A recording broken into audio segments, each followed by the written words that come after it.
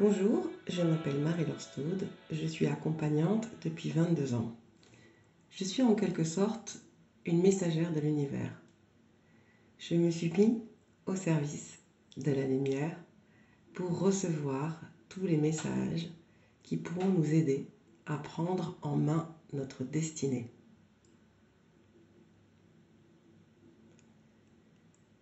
Comme vous avez pu l'entendre sur d'autres podcasts ou vidéos sur YouTube, je vous donne la tendance, l'ambiance et les influences chaque mois dans votre vie depuis une bonne dizaine d'années. Si vous me suivez depuis quelque temps ou si vous me découvrez, eh bien, c'est important de saisir l'importance de l'énergie de cette fin d'année 2019, qui est une année importante puisqu'elle verrouille et termine la décennie précédente et qu'elle est l'introduction dans l'énergie de la décennie suivante. Alors, on nous demande, l'univers, la vie, votre vie, vous demande depuis des décennies de changer vos fondements, de remettre en question vos croyances, de vous interroger sur vos envies profondes, de trouver votre destinée, de ne pas passer à côté du bonheur. Vous devez le ressentir si vous écoutez cette vidéo, vous devez le savoir et vous avez même peut-être commencé un travail sur vous. Alors, cette année 2019 était une énergie très masculine qui nous aidait à aller revisiter nos fondations pour se poser la question si elles étaient solides, si nous pouvions nous reposer dessus.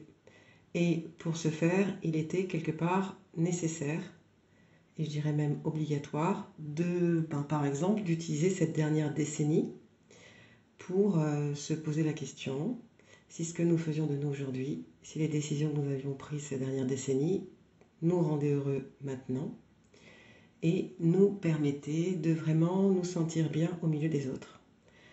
Alors, le constat de cette dernière décennie vous a certainement aidé à voir ce qui ne correspondait plus dans votre vie, ce qui ne fonctionnait plus, ce qui vous rendait malheureux. Et si vous prenez du recul et que vous survolez en prenant quand même un peu de temps cette dernière décennie, vous pourrez voir qu'il y a énormément de pièces de puzzle. Et que si on réunit ces pièces, vous allez voir que se dessine justement de plus en plus clairement votre destinée. Chaque pièce correspond à quelque chose qui vous a fait plaisir, qui est revenu à plusieurs reprises au cours de cette décennie, que vous n'avez jamais oublié, jamais abandonné et qui revient régulièrement à la surface pour vous dire « Coucou, ça j'aime faire. Ah, ne m'oublie pas parce que ça, quand je le fais, je suis bien, ça me rend heureux. » Donc cette fin d'année 2019, c'est important parce qu'il reste 4 semaines pour choper cette énergie importante de 2019 qui nous permet de réunir toutes ces pièces de puzzle pour voir vraiment ce qui va nous rendre heureux dans la prochaine décennie, la direction que nous avons à prendre, les rails que nous avons à poser. Pour réussir à voir et à réunir ces pièces de puzzle, c'est important que vous preniez du temps pour vous. Alors ça, si vous me suivez, c'est quelque chose que je répète d'une manière presque constante. C'est important, c'est vraiment un espèce de leitmotiv depuis ces dernières années. C'est super important que vous preniez du temps seul avec vous pour vous demander ce qui est vital pour vous et pour voir aussi là où vous êtes impliqué, où vous êtes aujourd'hui impliqué, les projets, les idées, les problèmes des autres. Donc voir si vos difficultés d'aujourd'hui vous correspondent, c'est-à-dire est-ce qu'elles sont le résultat d'une gestion ou d'un manque de prise en main, d'un manque de responsabilité, ou est-ce que ces problèmes n'appartiennent pas aux autres, à la société, à votre entourage, à votre ami, à votre compagnon de vie, à votre collègue, à votre patron, à vos parents, à vos enfants. Posez-vous la question. Si vous ne réussissez pas à sortir les problèmes des autres, si vous n'acceptez pas de ne pas vous en mêler, déjà ça voudra dire que vous ne faites pas confiance aux autres dans leur capacité à gérer cette problématique et cette difficulté, et que vous allez prendre la responsabilité des autres au lieu de prendre la vôtre pour votre propre vie. Bon, sachez que c'est quand même beaucoup plus facile de gérer le problème des autres, puisque ça ne vous touche pas de la même façon que de gérer vos problèmes. Est-ce que justement, ça ne serait pas un petit échappatoire pour éviter de vous confronter à ce que vous avez à prendre en main pour vous dans votre vie aujourd'hui? Posez-vous la question. Donc, cette fin d'année, elle est intéressante parce qu'elle nous met à nu, elle nous offre cette possibilité-là de faire tomber les masques, de voir nos fonctionnements de protection, de se demander s'ils sont toujours aussi opérationnels, si on s'y sent autant en sécurité avec eux, ou si justement il ne serait pas venu le moment de laisser tomber les boucliers, les épées, les flèches et de sortir nos fleurs, ou alors justement de ranger nos fleurs, de les laisser dans notre jardin, d'aller sentir leur parfum, de les regarder, de les voir s'épanouir, sans avoir le besoin systématique d'aller les couper pour les offrir aux autres qui ont perdu l'odorat, qui n'ont pas de vase, qui ne seront pas là quand vous allez leur offrir. Donc peut-être qu'il serait temps de cultiver votre propre jardin, d'être les jardiniers de ce jardin merveilleux. Donc, demandez-vous si vous avez un jardin secret et si vous prenez le temps d'aller vous y balader. Un jardin secret, c'est le début de l'émancipation. C'est la prise de conscience d'avoir un espace pour soi, où on se sent en sécurité, où on n'a pas envie de laisser entrer les autres qui n'ont pas pris la mesure des précautions à prendre pour ne pas marcher sur les petites boutures, de ne pas arracher les petits arbustes, de ne pas venir critiquer la manière dont vous avez planté vos légumes et vos fleurs et vos arbres, et que justement vous puissiez vivre vos expériences à votre rythme.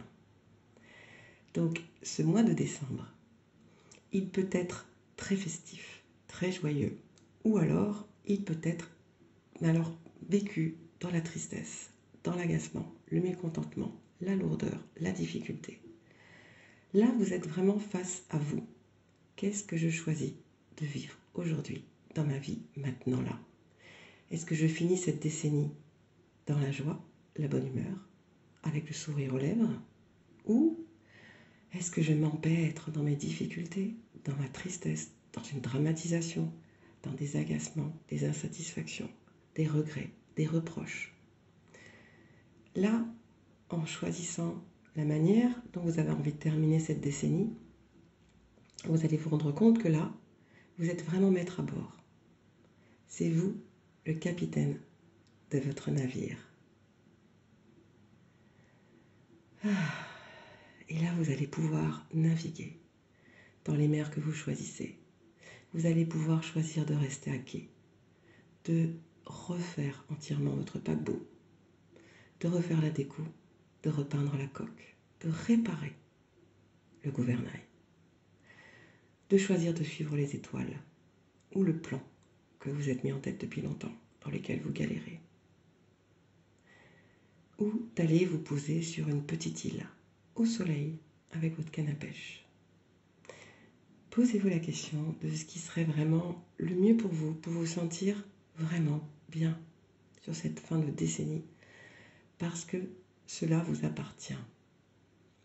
Et puis peut-être que vous allez avoir besoin de vous poser pour dormir au soleil, pour vous mettre sous la couette, dans une chambre de votre paquebot, pour prendre du recul, pour digérer tout ce qui s'est passé, pour penser vos blessures, pour vous préparer à la suite, pour retrouver de l'énergie, pour pouvoir vraiment sourire à la vie en commençant 2020, une nouvelle décennie.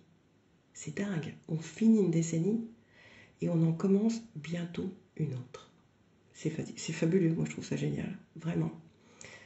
Alors, prenez du temps pour vous, pour faire ce petit bilan, ce petit recul. Je posterai, comme d'habitude, des exercices à faire sous la forme de bullet journal ou de journal créatif. Par exemple, chez moi en Lorraine, pour les fêtes de Noël, on propose des calendriers de l'Avent.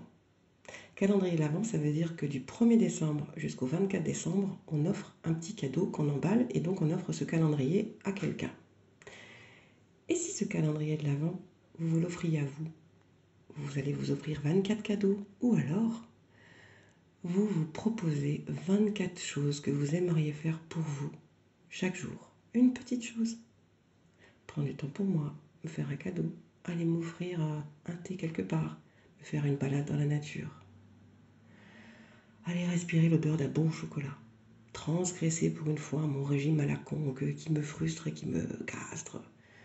Ou alors, rappeler un ami que vous n'avez pas eu depuis longtemps. Donc, soit vous le faites, je vous donnerai aussi, un petit exercice à faire. Restez sur cette chaîne YouTube, abonnez-vous, découvrez mes podcasts que je fais aussi, qui s'appelle Marie-Laure, Staude ou coach de vie, vous le trouverez sur les applications. En attendant, je vous souhaite de vivre avec l'esprit de Noël. C'est un petit lutin très sympathique. Et je vous souhaite vraiment de très très très très belles choses pour cette fin d'année. Et je vous dis rendez-vous pour cette prochaine décennie, pour une grande et pour une belle aventure humaine. Je vous embrasse.